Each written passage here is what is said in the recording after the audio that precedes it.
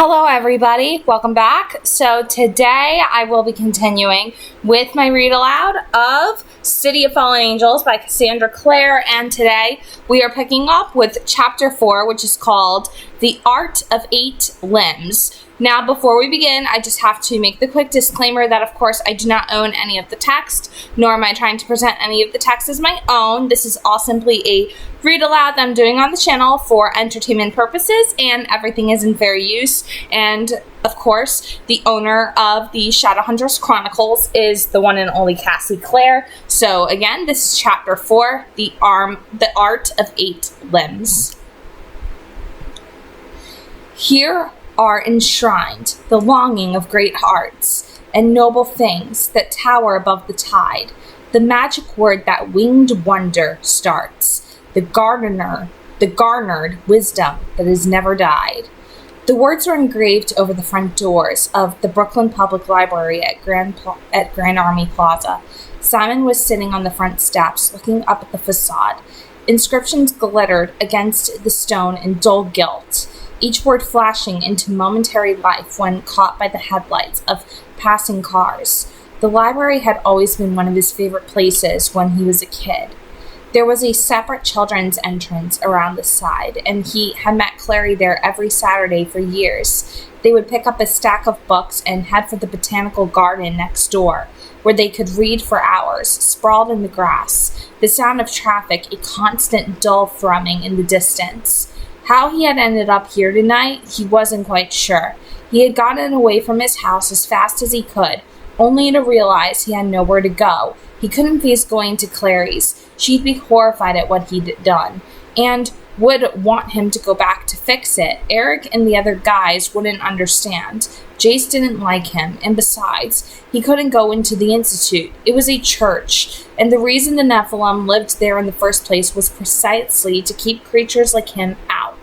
Eventually, he had realized who it was he could call, but the thought had been unpleasant enough that it had taken him a while to screw up the nerve to actually do it.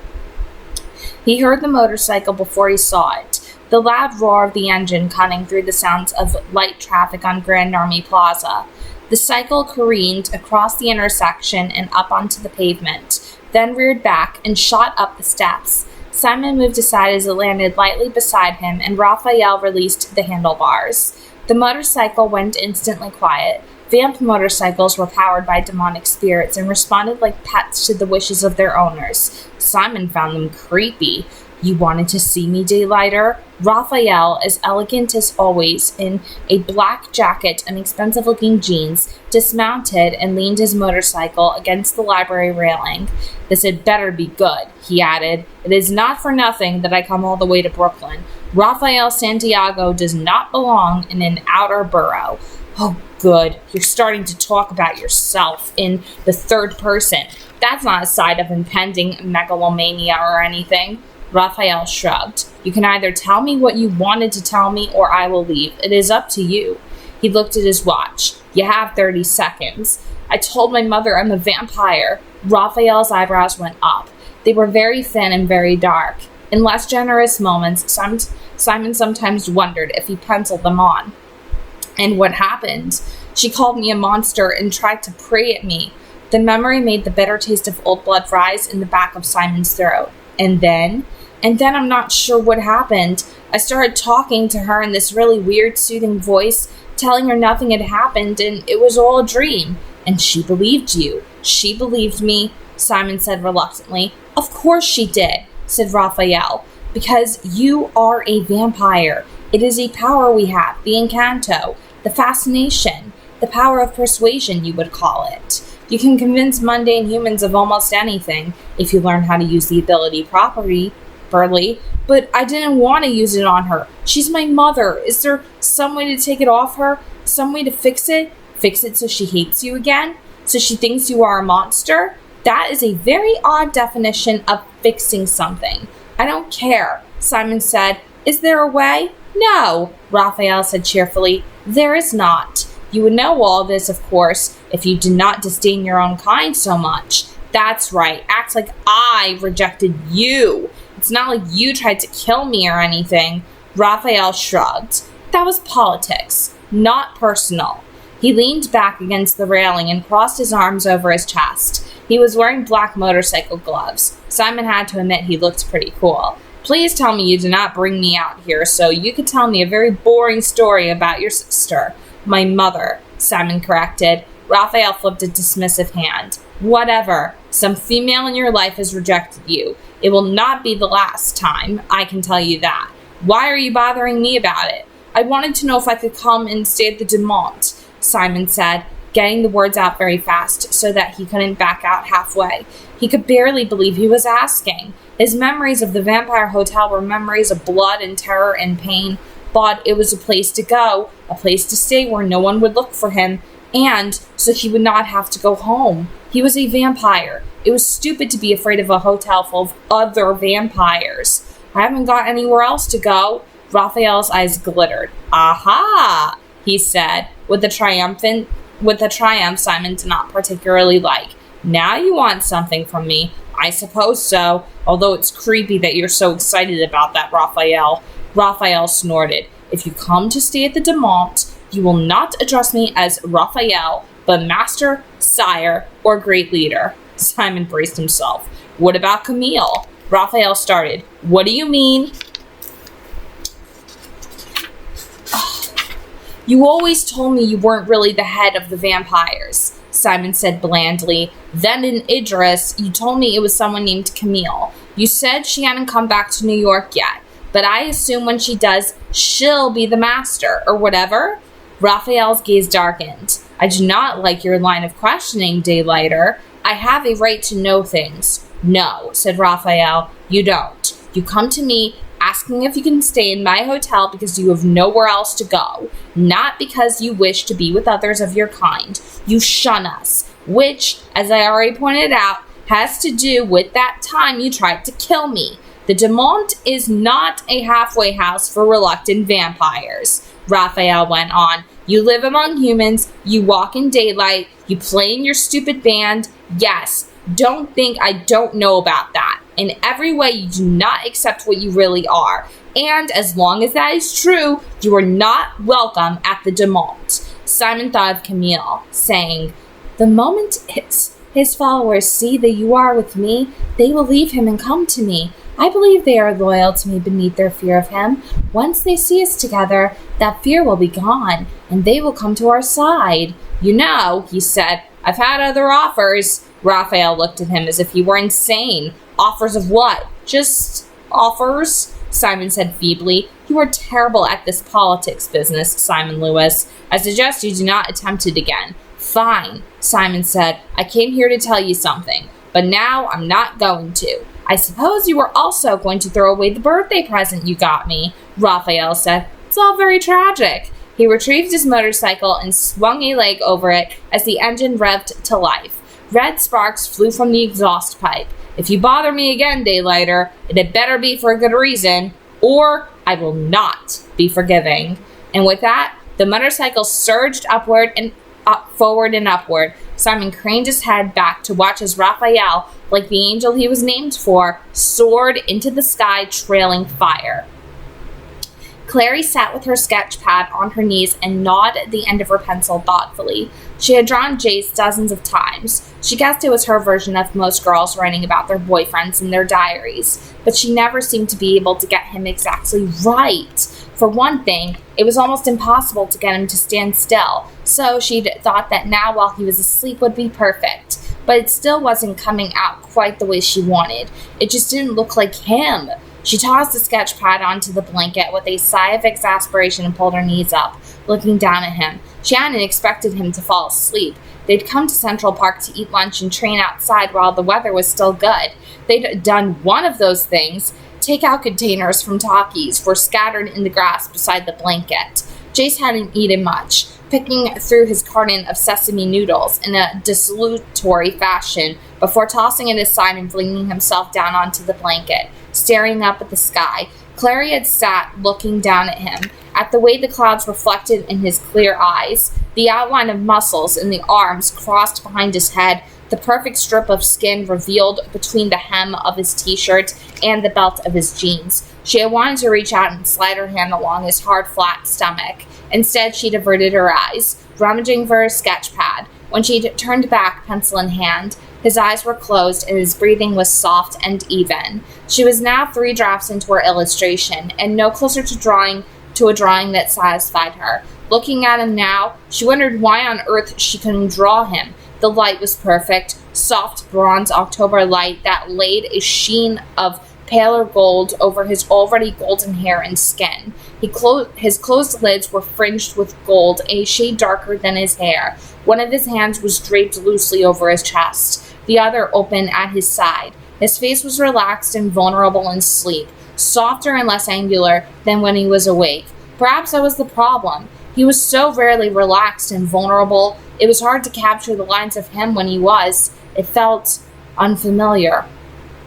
At that precise moment, he moved. He had begun making little gasping sounds in his sleep, eyes darting back and forth behind his shut eyelids. His hand jerked, tightened against his chest, and he sat up so suddenly that he nearly knocked Clary over. His eyes flew open. For a moment, he looked simply dazed. He had gone startlingly pale. Chase? Clary couldn't hide her surprise. His eyes focused on her. A moment later, he had drawn her toward him with none of his customary gentleness. He pulled her onto his lap and kissed her fiercely, his hands winding into her hair. She could feel the hammering of his heart with hers, and she felt her cheeks flush. They were in a public park, she thought, and people were probably staring. Whoa, he said, drawing back, his lips curving into a smile. Sorry, you probably weren't expecting that. It was a nice surprise. Her voice sounded low and throaty to her own ears. What were you dreaming about? You. He twisted a lock of her hair around his finger. I always dream about you.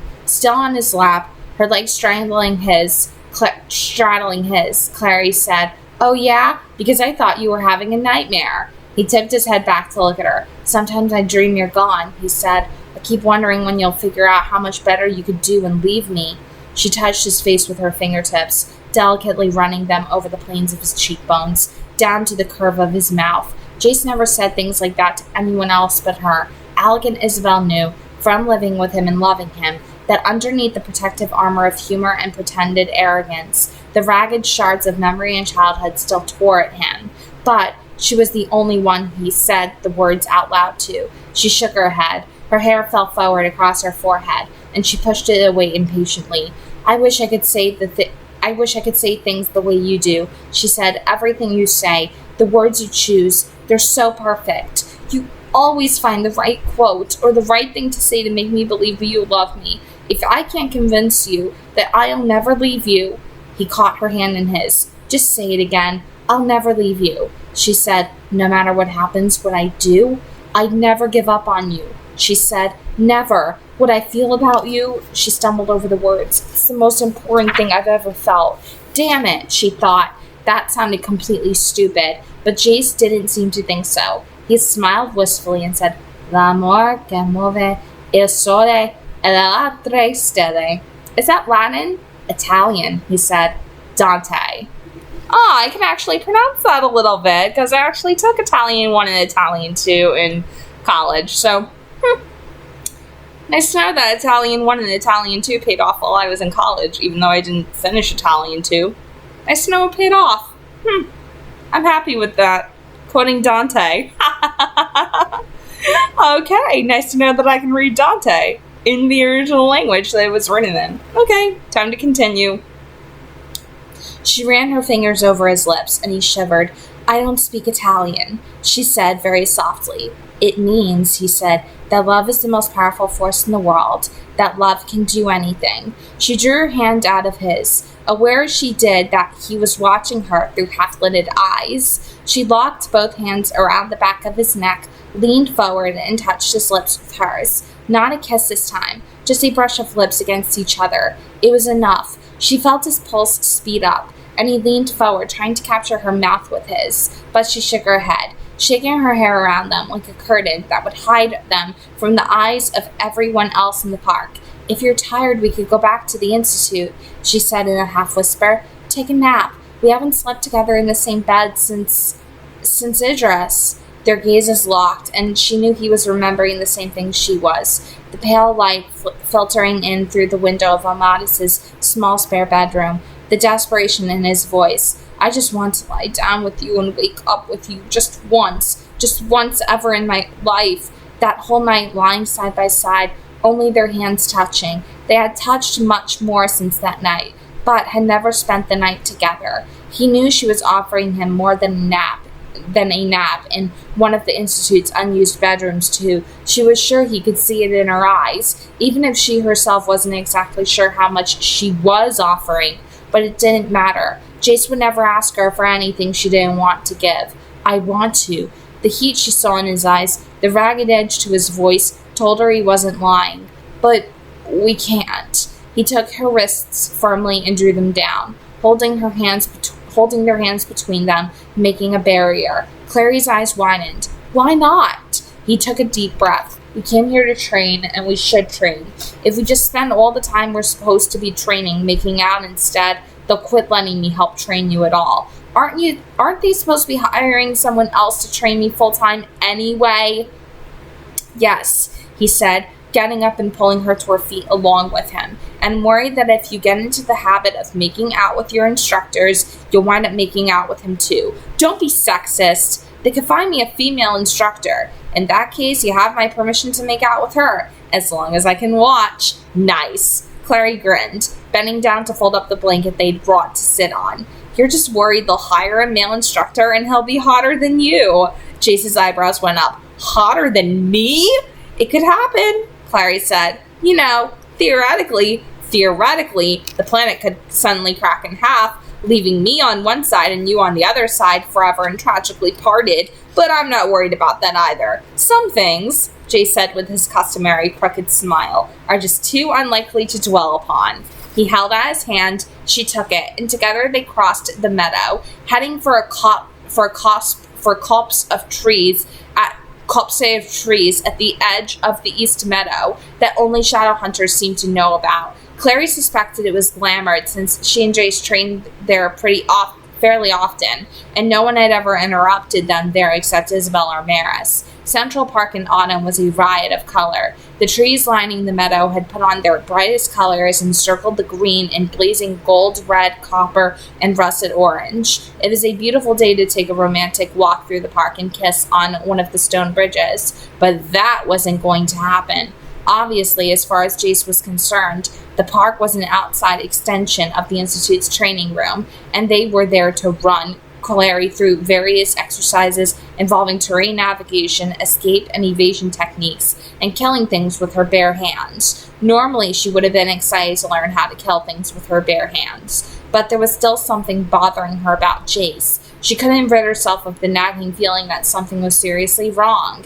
If only there were a rune, she thought, that would make him tell her what he was really feeling. But she would never create a rune like that, she reminded herself hastily. It would be unethical to use her power to try to control someone else. And besides, since she'd created the binding rune in Idris, her power had lain seemingly dormant. She had felt no urge to draw old runes, nor had she had any visions of new runes to create. Maris had told her that they would be trying to bring in a specialist in runes to tutor her once training really got underway, but so far that hadn't materialized. Not that she minded really. She had to admit she wasn't sure she would be entirely sorry if her power had vanished forever. There are going to be times when you encounter a demon and you don't have a fighting weapon, Jace was saying as they passed under a row of trees laden with low-hanging leaves whose color ran the gamut from green to brilliant golds. At that point, you can't panic. First, you have to remember that anything can be a weapon.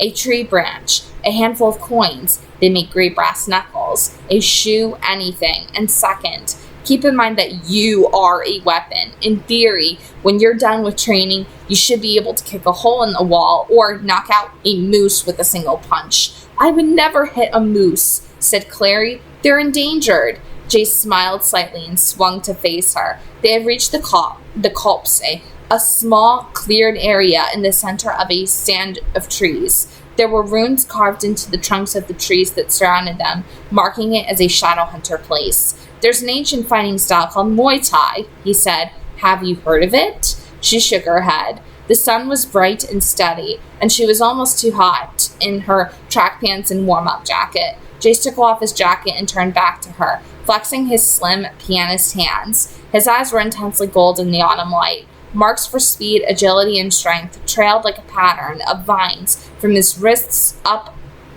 and over the swell of each bicep, disappearing under the sleeves of his t-shirt. She wondered why he'd bothered marking himself up, as if she were a foe to be reckoned with. I heard a rumor that the new instructor we're getting in next week is a master of Muay Thai, he said, and Sambo, Lethwei, Tamoy, Krav Maga, Jiu-Jitsu, and another one that, frankly, I don't remember the name of, but it involves killing people with small sticks or something. My point is, he or she isn't going to be used to working with someone your age who's as inexperienced as you are. So if we teach a few of the basics, I'm hoping it'll make them feel a little more generously toward you. He reached out to put his hands on her hips. Now turn and face me. Clary did as instructed. Facing each other like this, her head came to the bottom of his chin. She rested her hands lightly on his biceps. Muay Thai is called the art of 8 limbs. That's because you use not just your fists and feet as strike points, but also your knees and elbows. First, you want to pull your opponent in, then pummel him with every one of your strike points until he or she collapses. And that works on demons? Clary raised her eyebrows. The smaller ones. Jace moved closer to her. Okay, reach your hand around and grip the back of my neck. It was just possible to do as he instructed without going up on her toes. Not for the first time, Clary cursed the fact that she was so short. Now, you raise your other hand and do the same thing again. So your hands are looped around the back of my neck. She did it. The back of his neck was warm from the sun, and his soft hair tickled her fingers. Their bodies were pressed up against each other. She could feel the ring she wore on a chain around her neck pressed between them, like a pebble pressed between two palms. In a real fight, you'd do that move much faster, he said. Unless she was imagining it, his voice was a little unsteady. Now that grip on me gives you leverage. You're going to use that leverage to pull yourself forward and add momentum to your upward knee kicks. My, said a cool, amused voice. Only 6 weeks, and already at each other's throats? How swiftly mortal love does fade. Releasing her hold on Jace, Clary whirled, though she already knew who it was. The queen of the Seelie court stood in the shadows between 2 trees. If Clary had not known she was there, she wondered if she would have seen her, even with the sight. The queen wore a gown as green as grass, and her hair, falling around her shoulders, was the color of a turning leaf. She was as beautiful and awful as a dying season. Clary had never trusted her. What are you doing here? It was Jace, his eyes narrow. This is a shadow hunter place, and I have news of interest to shadow hunters. As the queen stepped gracefully forward, the sun lanced down through the trees and sparked off the circlet of golden berries she wore around her head. Clary sometimes wondered if the queen planned these dramatic entrances, and if so, how. There has been another death. What sort of death? Another one of you. Dead Nephilim.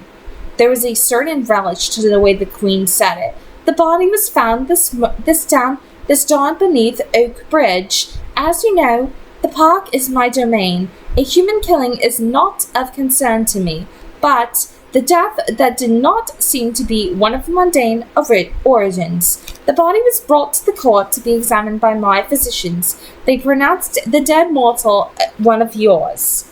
Clary looked quickly at Jace, remembering the news of the dead shadow hunter 2 days ago. She could tell Jace was thinking the same thing. He had paled. Where is the body? He asked. Are you concerned about my hospitality? He bides in my court, and I assure you that we afford his body with all the respect we would give a living shadow hunter. Now that one of my own has a place on the council beside you and yours, you can hardly doubt our good faith. As always, good faith and my lady go hand in hand. The sarcasm in Jace's voice was clear, but the queen just smiled. She liked Jace. Clary had always thought, in that way, that fairies liked pretty things because they were pretty. She did not think the queen liked her, and the feeling was mutual. And why are you giving this message to us? instead of Tamaris. Custom would indicate, oh, custom. The queen waved away convention with a flip of her hand. You were here. It seemed expedient. Jace gave her another narrow look and flipped his cell phone open. He gestured at Clary to stay where she was and walked a little ways away. She could hear him saying, Maris, as the phone was answered. And then his voice was swallowed up by shouts from the playing fields nearby. With a feeling of cold dread, she looked back at the queen. She had not seen the lady of the Sealy Court since her last night in Idris, and then Clary had not exactly been polite to her. She doubted the queen had forgotten or forgiven her for that. Would you truly refuse an offer? Would you truly refuse a favor from the queen of the Sealy Court? I heard Meliorn got a seat on the council, Clary said now. You must be pleased about that. Indeed.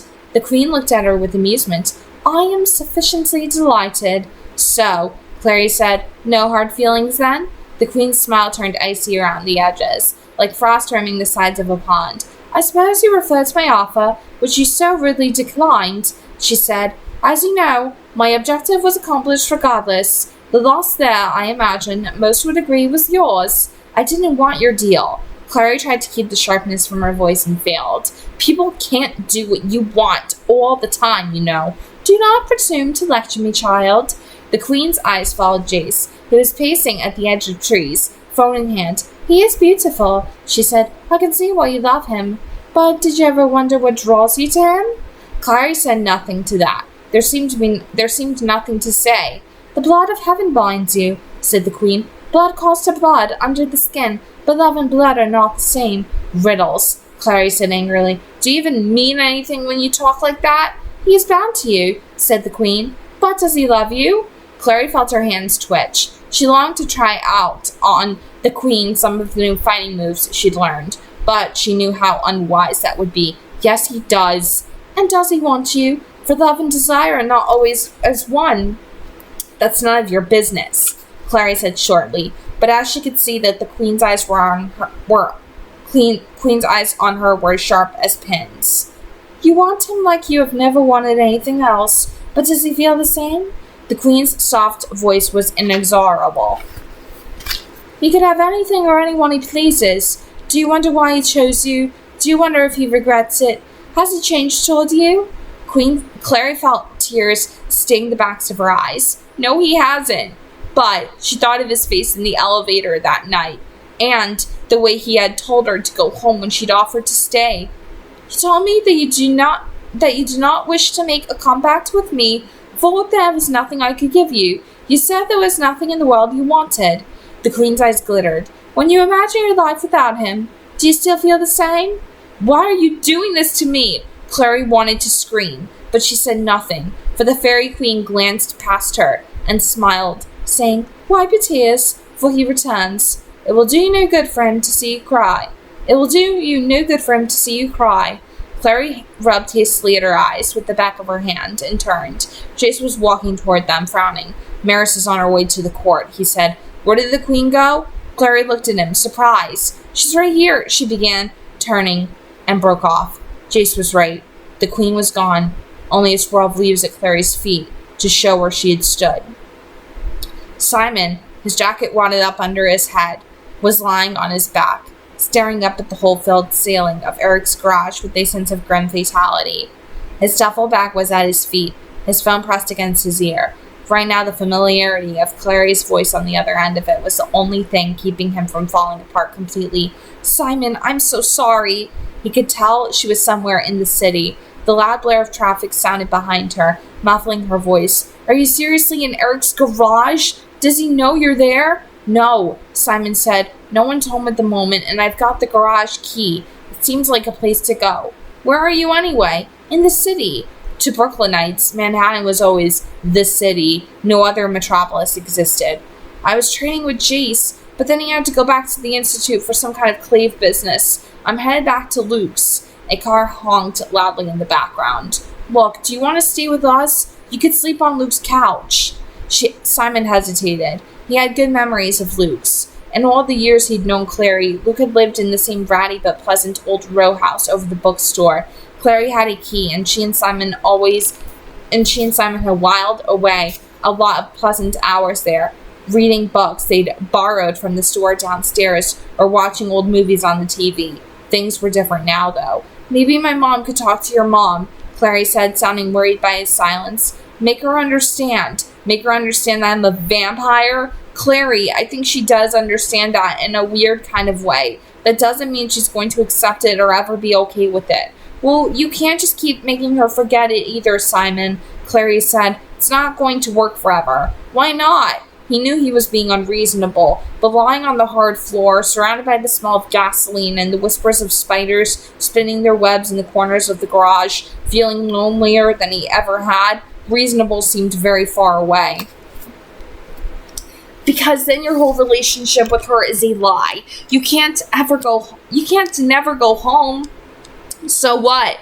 Simon interrupted harshly. That's part of the curse, isn't it? A fugitive and a wanderer shalt thou be? Despite the traffic noises and the sound of chatter in the background, he could hear Clary's sudden indrawn breath. You think I should tell her about that too? He said. How you put the mark of Cain on me? How I'm basically a walking curse? You think she's going to want that in her house? The background sounds quieted. Clary must have ducked into a doorway. He could hear her struggling to hold back tears as she said, Simon, I'm so sorry. You know I'm sorry. It's not your fault. He suddenly felt bone-tired. That's right. Terrify your mother and then make your best friend cry. A banner day for you, Simon. Look, obviously, I shouldn't be around people right now. I'm just going to stay here and I'll crash with Eric when he gets home. She made a snuffling, laughing through tears sound. What? Doesn't Eric count as people? I'll get back to you on that later, he said and hesitated. I'll call you tomorrow, all right?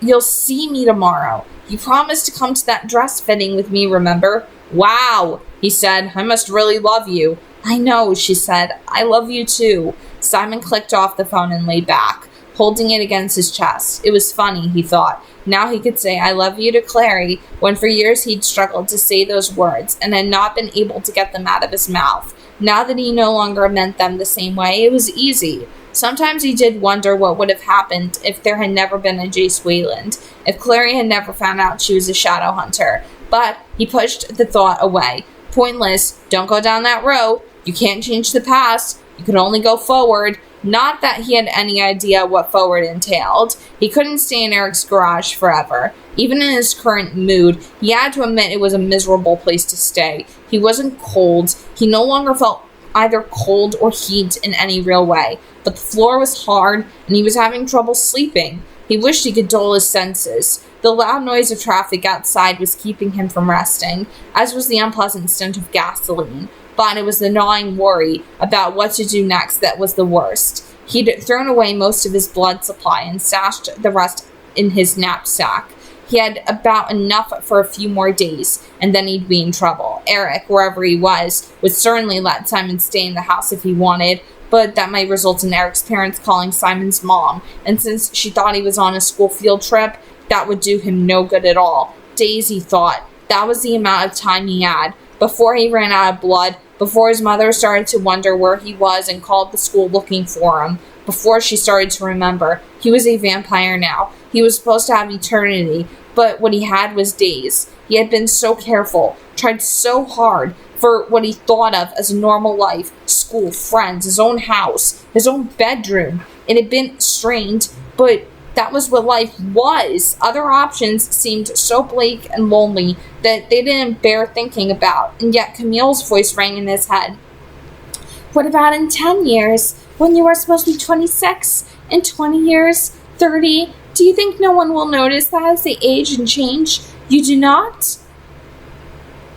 The situation he had created for himself, had carved so carefully in the shape of his old life, had never been permanent, he thought now, with a sinking in his chest. It never could have been. He'd been clinging to shadows and memories. He thought again of Camille, of her offer. It sounded better now than it had before. An offer of a community, even if it wasn't the community he wanted. He had only about 3 more days before she'd come looking for his answer. And what would he tell her when she did? He'd thought he knew, but now he wasn't so sure. A grinding noise interrupted his reverie. The garage door was ratcheting upward. bright light spearing into the dark interior of the space. Simon sat up, his whole body suddenly on alert. Eric? Nah, it's me, Kyle. Kyle? Simon said blankly before he remembered. The guy they'd agreed to take on as a lead singer. Simon almost flopped back down onto the ground again. Oh, right. None of the other guys are here right now, so if you were helping to practice, it's cool. That's not why I came. Kyle stepped into the garage, blinking in the darkness, his hands in the back pockets of his jeans. You're, what's his name, the bassist, right? Simon got to his feet, brushing garage floor dust off his clothes. I'm Simon. Kyle glanced around, a perplexed furrow between his brows. I left my keys here yesterday, I think. Been looking for them everywhere. Hey, there they are. He ducked behind the drum set and emerged a second later, rattling a set of keys triumphantly in his hand. He looked much the same as he had the day before. He had a blue t-shirt on today under a leather jacket, and a gold Saints medal sparked around his neck. His dark hair was messier than ever. So, Kyle said, leaning against one of the speakers, were you, sleeping here? On the floor? Simon nodded. Got thrown out of my house. It wasn't precisely true, but it was all he felt like saying. Kyle nodded sympathetically. Mom found your weed stash, huh? That sucks. No weed stash. Simon shrugged. We had a difference of opinion about my lifestyle. So she found out about your two girlfriends? Kyle grinned. He was good-looking, Simon had to admit. But unlike Jace, who seemed to know exactly how good-looking he was, Kyle looked like someone who probably hadn't brushed his hair in weeks. There was an open, friendly puppyishness about him that was appealing, though. Yeah, Kirk told me about it. Good for you, man. Simon shook his head. It wasn't that. There was a short silence between them. Then, I don't live at home either, Kyle said. I left a couple of years ago. He hugged his arms around himself, hanging his head down. His voice was low. I haven't talked to my parents since then. I mean, I'm doing all right on my own, but I get it. Your tattoos, Simon said, touching his own arms lightly. What do they mean? Kyle stretched his arms out.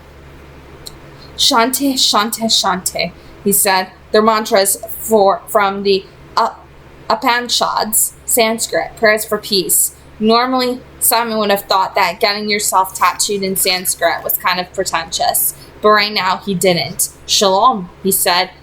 Kyle blinked at him. What? Means peace, said Simon, in Hebrew. I was just thinking the words sounded sort of alike. Kyle gave him a long look. He seemed to be deliberating. Finally, he said, this is going to sound sort of crazy. Oh, I don't know. My definition of crazy has become pretty flexible in the past few months. But I have an apartment in Alphabet City, and my roommate just moved out. It's a 2-bedroom, so you could crash in his space. There's a bed in there and everything. Simon hesitated. On the one hand, he didn't know Kyle at all, and moving into the apartment of a total stranger seems like a stupid move of epic proportions. Kyle could turn out to be a serial killer, despite his peace tattoos. On the other hand, he didn't know Kyle at all, which meant no one would come looking for him there. And what did it matter if Kyle did turn out to be a serial killer? He thought bitterly. It would turn out worse for Kyle than it would for him, just like it had for that mugger last night. You know, he said, I think I'll take you up on that. It's okay.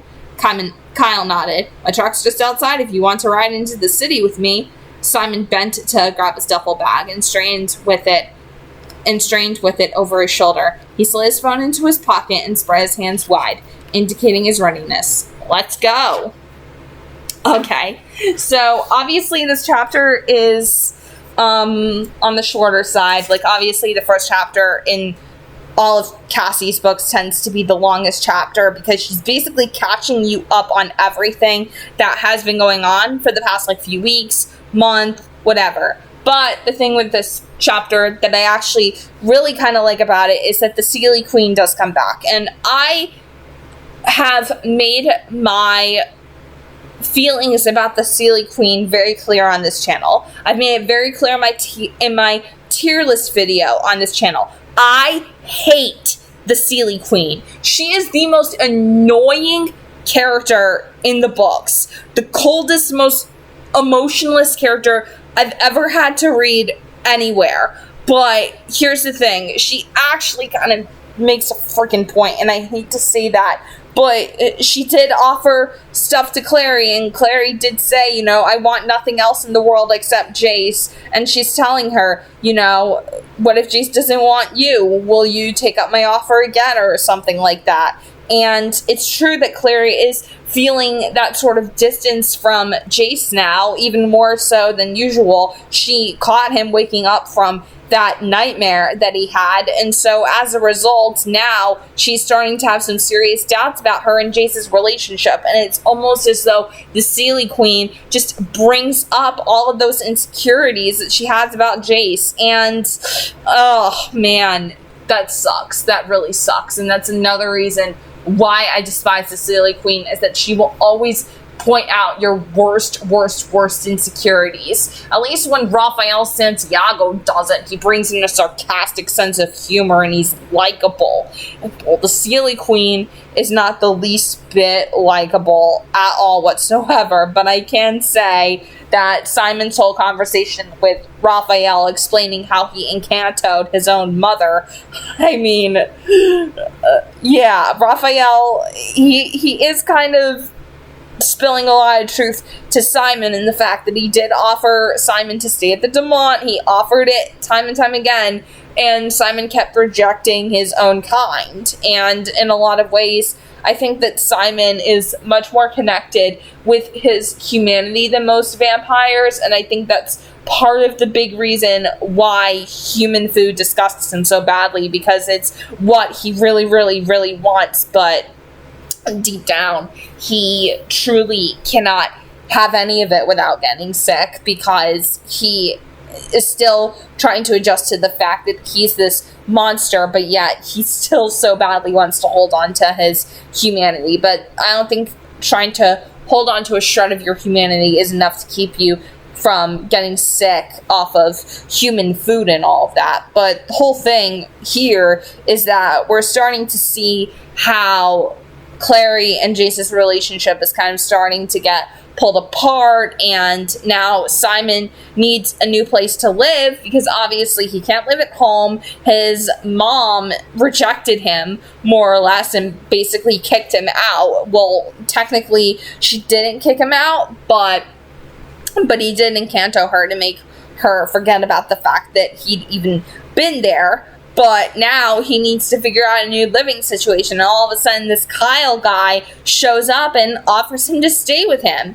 And obviously, with Kyle, you're going to learn what he really is. If you've seen my tier list video, you'll know exactly who this guy is. But I'm not giving that away yet because everything will be spoiled to you anyway as I continue reading through the book. So that was chapter 4, The Art of 8 Limbs. And it was a very interesting chapter, I can say, because even though not a whole lot of action happened, you know, throughout the chapter, a lot of important details were sort of revealed about vampires. A lot of drama is starting to unfold with Jace and Clary's relationship, and we're going to see even more of that in chapter 5, I believe, which is called Hell Calls Hell. So anyway, that is the conclusion of chapter 4, The Art of 8 Limbs. If you guys enjoyed the reading, you can comment down below and also leave me a like. And if you happen to be brand new, be sure to subscribe to the channel and ring the bell for all notifications. I will be uploading new read-alouds of this entire book every single day, so be sure to be on the lookout for all of them. God bless. Happy viewing. Have a nice day, guys. See ya.